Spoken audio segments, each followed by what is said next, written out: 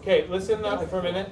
This example is not on your sheet. This is the last one from Friday's lesson, which we didn't get to. We only did the first two. So I'm going to do this one first, and then I'm going to do a couple of the ones I just gave you on that sheet. I think there's a couple that are worth going over because they've got something particular in them that's worth talking about. So we'll do a couple of those, maybe 3, and then I'm going to ask you to finish whatever we don't get done on that sheet will be your homework for tonight. Okay? All right, I want to talk about this one because this also has something that comes up a lot on the sheet that I just gave you. Let's review a little bit about what we talked about on Friday. How do I know this is a linear differential equation? Because on the test, it's not necessarily going to say solve the following linear first order differential equation. It'll just say solve, and there are 3 types, and each type has its own technique, right? You don't solve linear first order the same way you solve separable or the same way you solve homogeneous. So you have to know this is linear before we start doing the whole integrating factor process, right? How do I know that this is linear? Suji? What about y? Right, you just have y to the first. You're only allowed to have y to the first power and the first derivative of y. That's all you can have in a first order linear, okay? So we have that. The second step, though, is there's like a standard form for linear first order, which is the form you need it to be in to be able to recognize what the p of x and q of x functions are. Is this in standard form right now? Do you remember there's like 2 characteristics that the equation has to have to be able to say it's in standard form? And this one actually doesn't have either one of those yet. Do you know what they are? What's one, Anand? What's one of the things that we need to do to make this in standard form? Subtract the y sine of t or something. Right, why? Why do we have to do that? Because the form dictates that the y has to be on the wrong side, or on the side of the y. That's the thing, right. It doesn't really matter left or right, but the dy dx and the y term have to be on the same side, and they're not. So that's the first thing. Cosine, I'm going to bring over the y term and write this as cosine x dy dx minus y sine x equals sine 2x. Okay, but even when they're together on the same side, it's still not necessarily standard form, and this isn't standard form yet because of what else? You have to have dy dx having a coefficient of 1. So if there's anything next to dy dx, you have to divide the whole equation by that.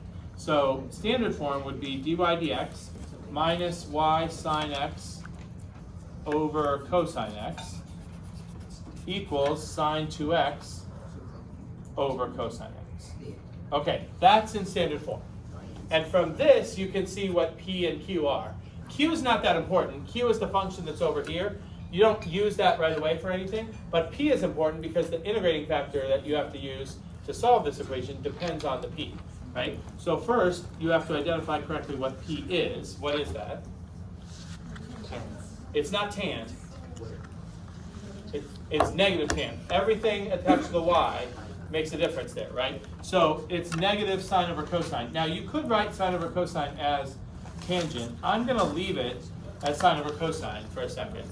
Because what do we do with p? Like, what is the rule about the integrating factor? This is the only part actually that is in your packet here.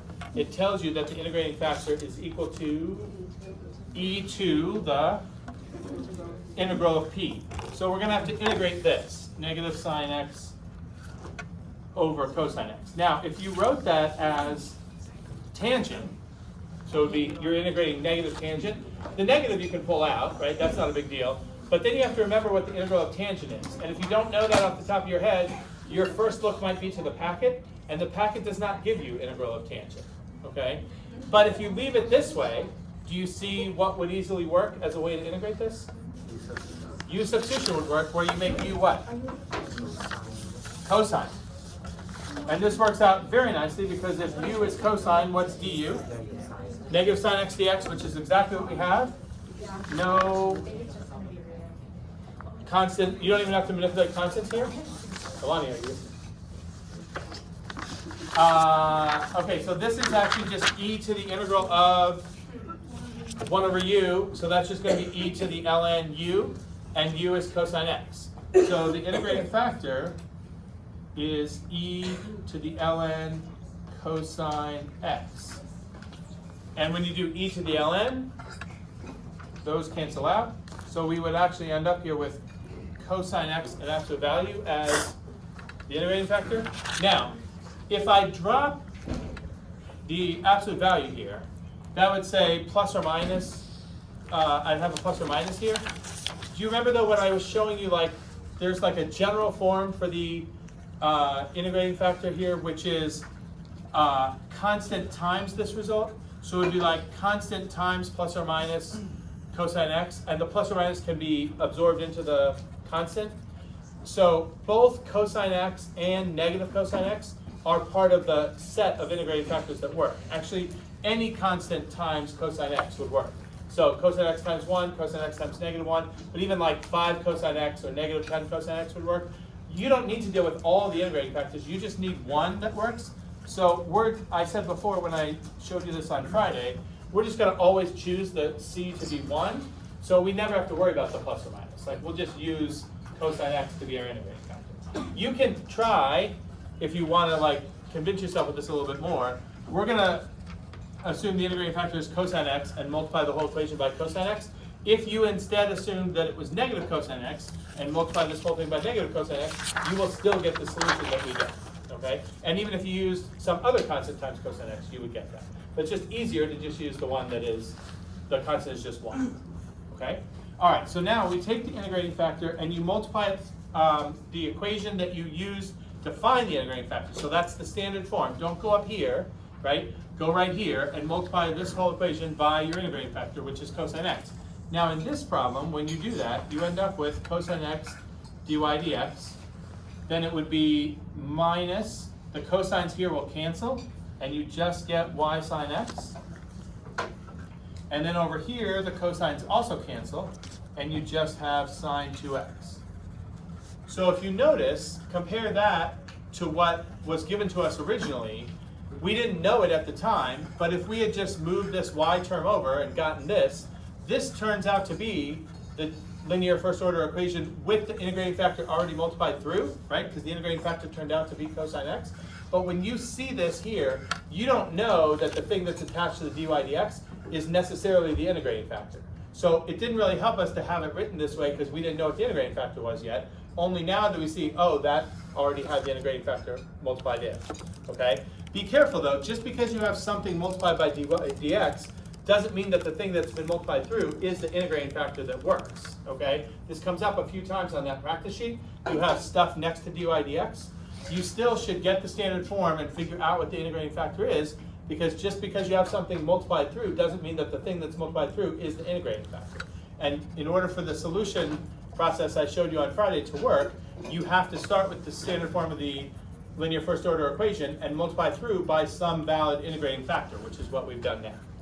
Okay? There is at least one problem on the practice sheet I gave you where something's been multiplied through, but it's not the integrating factor. And I think there's at least one other example where something's been multiplied through, and it turns out that that was the integrating factor. But you can't tell until you can figure out what p of x is, and you do e to the integral of p of x. Okay? All right, now, going back to what we did on Friday. Once you've multiplied through by the integrating factor, what I showed you was, if you found the integrating factor correctly, the left side of the equation after you've multiplied through by the integrating factor should always be able to be expressed as the derivative of a product of two things. And it's always the same two things. Do you remember what they are? It's y and the integrating factor, which here was cosine x. So the left side that we just wrote down is actually the derivative with respect to x of y times cosine x. If you write this step, it helps make sure that you found the integrating factor correctly, because you can actually do the derivative of this using product rule, and what you should get is what you wrote the last step before this, right? If I take the derivative of y times cosine x using product rule, it would be y times cosine's derivative. What is that? Negative sine. Here's y times negative sine. And the other half of product rule is cosine x times y's derivative, which is dy dx. That's this part, right? Cosine y dy dx. So if you write this down and then just double check for yourself, if I do product rule on this, do I get this? That tells you you did the integrating factor correctly. Okay? So we rewrite the left side that way. We don't do anything to the right side. And then I just need to do the two things that would be necessary to get y out of this, right? Y has two things that have been done to it. It was multiplied by cosine x, and then we took the derivative. So if I want to undo that process and get y by itself, what's the first thing I need to undo? The derivative. And I undo derivatives by integrating. So I integrate both sides, but on this side, when I integrate the derivative, they just cancel out, and I just get y cosine x, right? So that would be y cosine x here equals, I have to integrate sine 2x. Okay? All right, that's not too hard. What's a function whose derivative is sine 2x? That's the, well, actually 2 sine x cosine x, that's an identity. You could antidifferentiate that, actually, not that hard, but I think it's easy enough to antidifferentiate it in this form, right? What's a function whose derivative comes out to sine 2x? Negative a half cosine 2x, right? And this is indefinite, so I need what else here? Plus c. Are we good there? Okay, and then to get y by itself, I just need to divide through by cosine. So I'm going to get y equals, I'll write this as negative cosine 2x over 2 cosine x plus, what happens to that c? It's not just c right now, because what did I just do to that c? I divided by cosine x, which is not a constant, right? If you do something to a constant that keeps it a constant, you don't need to rename the constant. But now I'm dividing c by cosine x, that's not going to be a constant anymore. So I actually have to show c over cosine x. That makes sense? That term's not going to be constant anymore. Now this is fine to leave as a general solution. You almost have a common denominator here, right?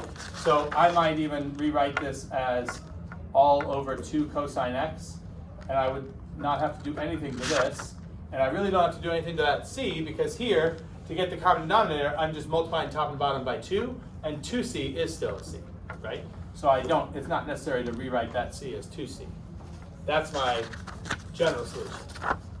But in this problem, I don't stop at the general solution, because there's an initial condition, so I have to solve for the c. So I put a 1 here, and when I plug in 0 here, these cosine terms don't go away, right? This is negative 1 plus c over 2. Can you see what c would be then?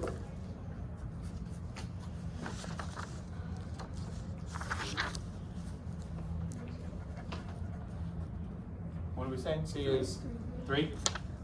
Okay, so your final answer is y equals negative cosine of 2x plus 3 all over 2 cosine x.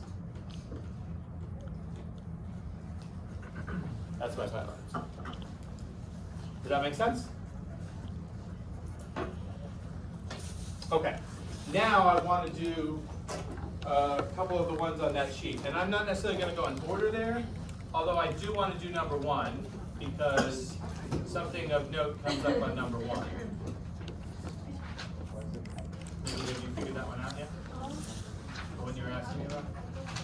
Oh, no, I skipped over it. Okay, well, we're coming back to it. Oh, okay.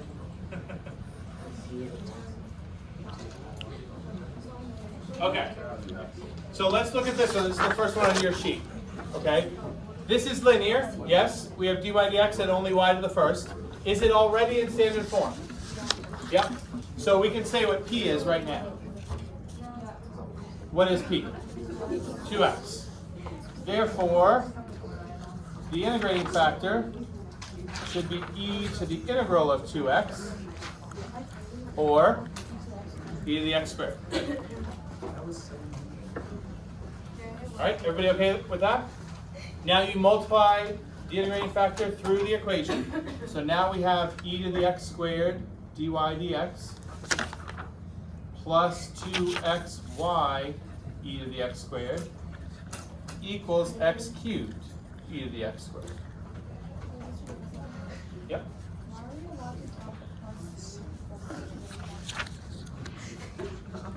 The plus c right here? Because the integrating factor is, like there's a whole set of these, and we don't need all of them. We can just choose one. Like this thing, when I integrate this, I get x squared plus c.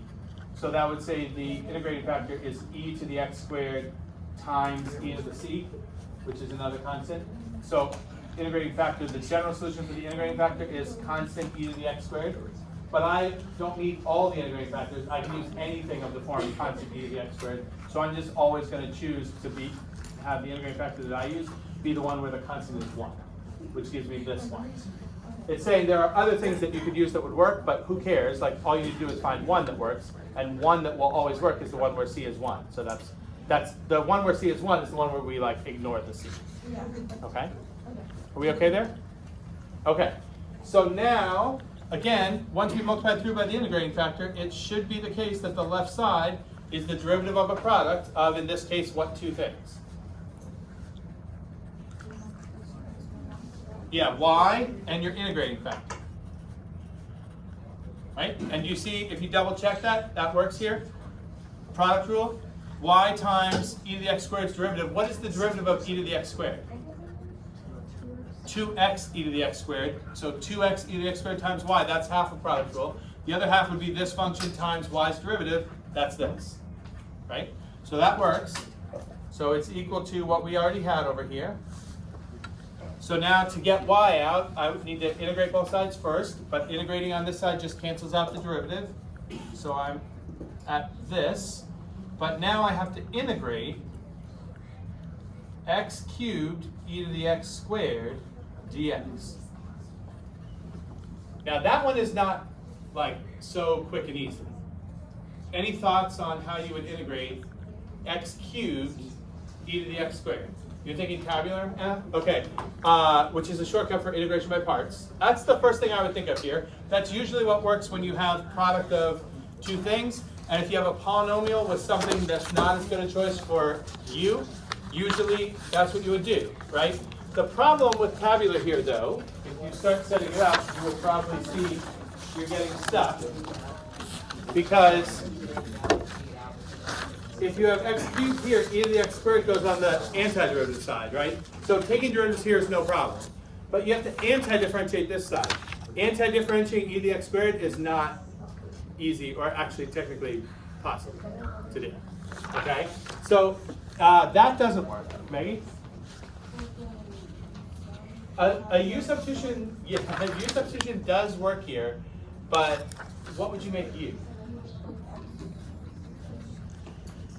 X cubed?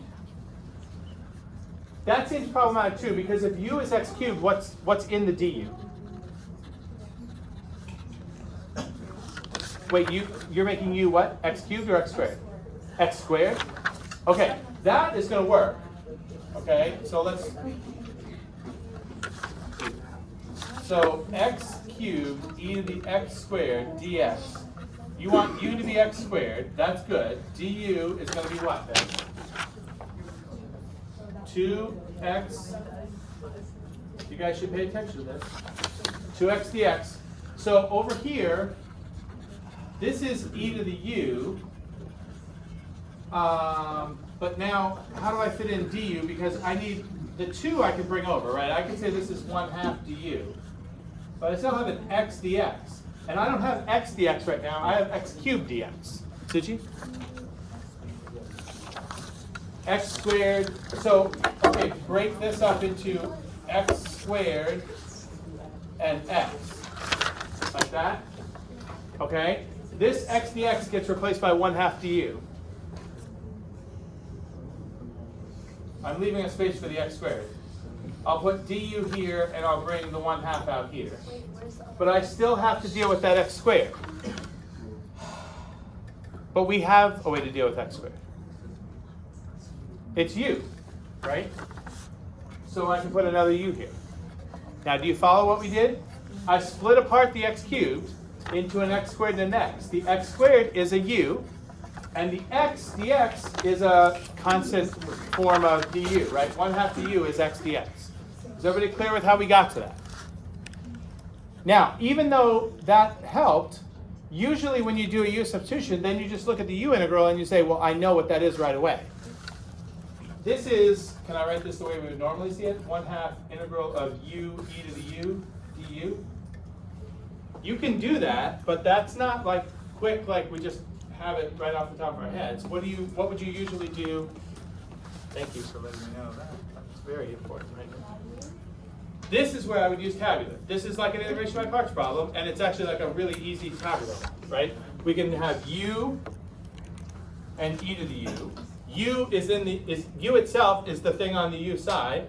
That's the thing we take derivatives of until we get to 0. So that's just 2 derivatives. And then e to the u, what are you supposed to do on that side? Anti-derivatives. We need 2 of them. This is like the world's best thing to anti-differentiate, because the antiderivative of e to the u is e to the u. We could write that as many times as we want to. We only need it twice. Okay, now how do you put this stuff together? How do you match the columns? Diagonally, right? Like this. And there's one other thing we got to account for, right? So this is, remember there was a 1/2 in front of all this. Don't forget that 1/2. Then the antiderivative in terms of u, let's just do it in terms of u first, should be what? U e to the u minus e to the u. And then there's a plus c at the end of all that. Okay, so now let's go back to our original problem here. We had y e to the x squared on this side, and that integral we now know. Let's write that answer, but in terms of x. So I have a 1/2, and then x squared e to the x squared minus e to the x squared plus c.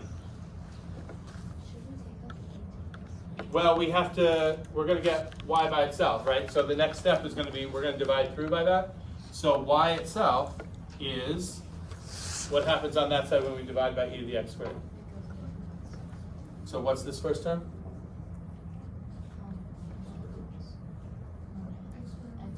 One half x squared, okay. And then minus? Nope. Well, maybe the way you read it. Like the way I've written it, what's the next term? 1/2, right. Don't forget that 1/2 applies to both those. It technically applies to the c too, but we don't, 1/2 c is still c, right? So I could just say plus c here.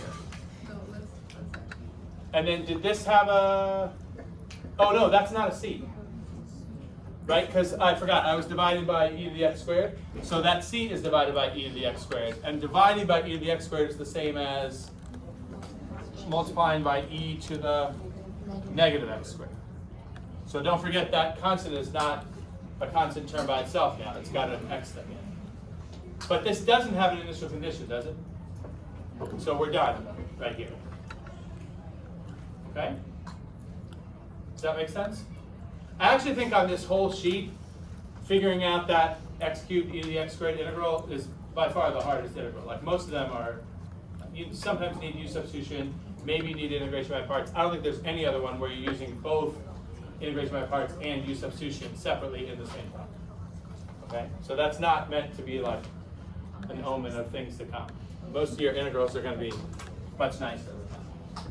Okay, now I'm going to skip number 2, but do you notice there's 2 places on this sheet? Number 2 is one, and I think number 4 is the other one. We're going to do number 4, where I ask you to check your answer.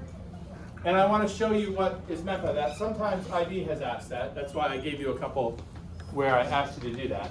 So let's skip over to number 4. Okay, here's number 4 is an initial value problem. I think that's the difference between 2 and 4. 2, there's no initial condition given, so you're just finding a general solution, and then I say check that general solution. In number 4, we have to get a particular solution because we have to solve for the C, and then I also ask you to check that. When you check a particular solution, you actually have to check 2 things. You have to check that the function you write satisfies this, so when we put 0 in for x, we should get -1 to come out for y, and it has to work here. So when we have our function, you're going to plug in your function like you would normally plug in like a number to check an algebraic equation. You plug in your y. So the y function goes right here, but the derivative of it goes right here. So we take the derivative of the function we get plus the function itself times tangent, and we simplify this and hopefully end up with cosine squared. That's how you check that it works. Okay? Let's solve it first. It is linear. Is it in standard form? Uh-huh. No, we're not. This is 4, not 2. I know, but I don't. Well, if you're checking a general solution, you don't have to worry about this part. So you only have to like plug in your answer and make sure it works here. Like there is no condition to check. But on this one, we have to check 2 things. Okay. So can we find P right now? Is it in standard form? I can just read off P. P is tangent, right? So the integrating factor is e to the integral of tangent. Now we were just talking about that. Do we know that, or do we want to rewrite that? Does anyone know it? I bet multivariable people are going to know it because you guys do it way more. What is it? It's not either cosine or negative cosine, but it has cosine or negative cosine in it. This one? ln, it's not ln cosine. Not quite. Negative ln absolute value cosine. What we're seeing here is a pretty good argument for rewriting it. Okay? You even might think like, I'm pretty sure I know it, but it's so easy to like miss a negative sign or forget the ln or something like that, right? No, but like skip the rewriting at your own risk, right? Like if you know solidly, like if you just remember integral of tangent is ln secant or negative ln cosine, that's fine. I find sometimes stuff that's given to you in the packet, and that is not given in the packet, but sometimes people will do like the integration by parts formula or some other like the standard integrals where like we have the inverse tangent integral. Sometimes people are like, oh, I know that, it's in the packet, and they write it down without looking at the packet, and then they write it down wrong, right? The worst thing is to, I don't know if it's the worst thing, a really annoying thing is to lose points on something that is actually given to you in the packet just because you didn't flip to the page to make sure you copied it down right, okay? But now we've had all this discussion about it, I'm gonna just write it down, okay? So this is e to the ln secant, right? And that means the integrating factor is just going to be secant. Remember, we can disregard the absolute value, the plus or minus, like they both work, so we'll just use the positive version. So secant x is my integrating factor. So I multiply through by it, secant x dy dx, plus y tangent x secant x, equals cosine squared x secant x. And multiply everything through by secant. All right, once I've done that, it should be the case that the left side is the derivative of the product of what here? Y secant. Because secant. Nobody got that. Okay, over here, cosine squared times secant. If you multiply cosine x by another cosine x by a secant x, what do you end up with? Cosine x, because one of the cosines cancels with the secant. Good? Okay, now we get y by itself, so we have to undo the derivative first. So y secant x equals, what's on the other side? Integral of cosine. See, I told you these wouldn't always be terrible, right? What's the integral of cosine? Sine x, we need a little bit more, plus c. Okay. Now I want to get y by itself, so I'm going to, effectively I'm dividing by secant x, but divided by secant is the same as multiplied by cosine. So this is y equals sine x cosine x plus c cosine x. You can't just keep the c now. All right, that's your general solution. This was an initial value problem though, so we have to solve for the c. So if I plug in 0 for x, I have to get -1 for y. If I plug in 0 for x, this whole first term is gone because there's a sign of 0 here. So I'm just going to get plus c times 1, right? So C is -1. I never write plus C. That's true, but not necessary. Okay, so my final answer is y equals sine x cosine x minus cosine x. Make sense? Okay, now let's show how we would check that. Okay, the equation, I'm going to write the equation up here because I slid off it, right? It's dy dx plus y tangent x equals cosine squared. Okay, so to check it, I'm going to put the y function, this function, right here. But in front of that, I have to put the derivative of that. So I need to take the derivative of this. Okay, there's some personal preference involved here.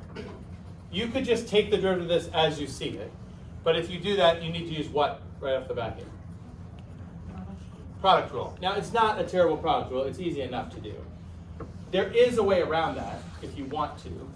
Do you notice, is there a way to rewrite sine x cosine x with, here's what I'm thinking. Is there an easy way to rewrite that would not be a product of two functions? 1/2. If this was 2 sine x cosine x, what would you write it as? Sine 2x. So without the 2, it's 1/2 sine 2x. So if you want to do that, the advantage of doing that is that when you take the derivative, you don't need product rule, right? So I don't know. Are we in favor of that or not? We are. Okay. All right. So y is going to be 1/2 sine 2x minus the cosine x. So let's write down y prime, because that's what I need. Y prime is constant stays, derivative of sine 2x.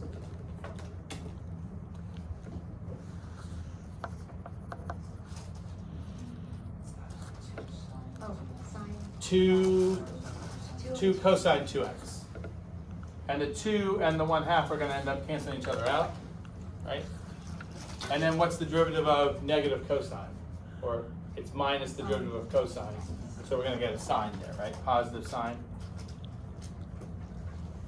Okay? So over here, I'm going to put in cosine 2x plus sine x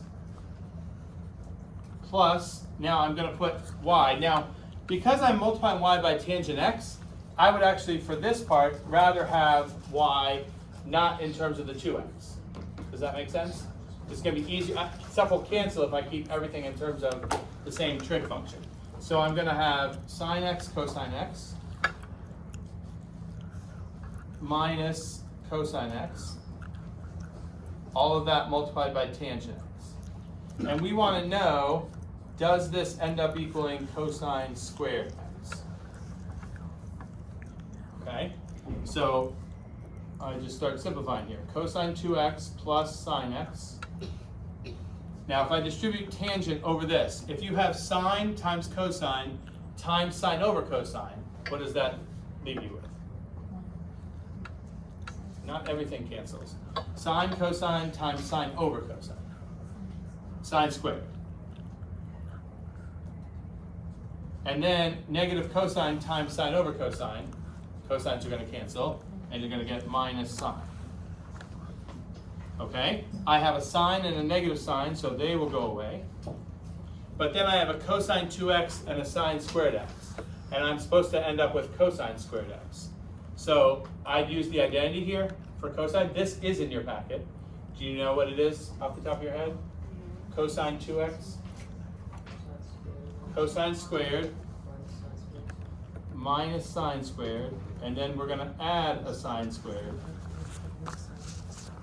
which is going to drop these out and leave you with cosine squared, which matches this, so that checks. Does that make sense? We simplified the left side and got what was on the right side, cosine squared x. Now I said you had to, on this problem, you don't have to do this on the other one I asked you to check, number 2, but on this problem there's one other thing to check. It's quick though. What else do we have to verify before we can be sure we have the right solution? we have to check that the initial condition, which was when you put in 0, you have to get -1. So when we go down here, here's our function, right? If I check y of 0, I'm going to get 0 minus 1, which is -1, and that's what I was supposed to get. Right? Just because your differential equation, the function satisfies your differential equation, doesn't automatically mean it will also satisfy the condition, and vice versa. Just because it satisfies the condition doesn't mean it's going to work in the differential equation. So it's two separate things you have to check on an initial value. We good? Okay. I think we can squeeze in number 6. I did number 6 with the other 2 classes in just about the same amount of time. So let's see if we can get this one off your plate. I like doing this one too because this is another one where you gotta deal with the fact that it's not in standard form, right? If I want this to be in standard form, I have to divide everything through by cosine squared sine. So the standard form of this is dy dx plus, this would be y cosine cubed over cosine squared times sine. And then I'm going to move the 1 over, that's the beginning of the q of x function, cosine squared times sine. Does that make sense? Now, you can simplify the middle term, which you would want to because that's where the p is, right? What happens if I clean up this stuff next to y? Cosine over sine. And again, that's cotangent, but you might prefer to write it this way because you're going to have to integrate this, right? So it comes down to, do you remember the integral of cotangent, or do you just want to write it in terms of sine and cosine? All right, p of x is cosine over sine. So the integrating factor is e to the integral of cosine over sine. And you see this one is set up very nicely for u substitution. We can probably do this in our head. What would u be? Sine. So du is exactly cosine x dx, no constants to mess with or anything. So in u form, this is just going to be 1 over u du. So the integral is ln u, but what did we just say u was? Right, so this is ln, e to the ln sine x. So your integrating factor is sine x. So do you see, this is what I was talking about. Stuff was multiplied through up here, but it wasn't the integrating factor. So we want to take the standard form, take your integrating factor, and multiply your standard form by that, and then the solving procedure I showed you before will work. So if we multiply everything through by sine x, we have sine x dy dx plus, if you multiply through by sine here, the signs cancel, so it's just y cosine x equals, and what do you get on the right side if you multiply by sine? What is it? 1 over cosine squared, which is better known as, what's another name for 1 over cosine squared? Secant squared. Do you see why I'd rather have secant squared here than 1 over cosine squared? I'm going to end up integrating this, and when you integrate secant squared, that's tangent, right? Because secant squared is tangent through. So on this side now, we multiply through by the integrating factor, so this is the derivative of what? Y sine x is equal to secant squared. So we're going to get that y sine x is equal to the integral of secant squared, which we just said was tangent. So y sine x is tangent, we need a little bit more, plus c. And that's important because we're going to get y by itself, so we're dividing everything by sine. What happens when you divide tangent by sine? Sine over cosine divided by sine, 1 over cosine or secant, plus c over sine. And this one doesn't have an initial condition, so you're done. See how nicely timed that was?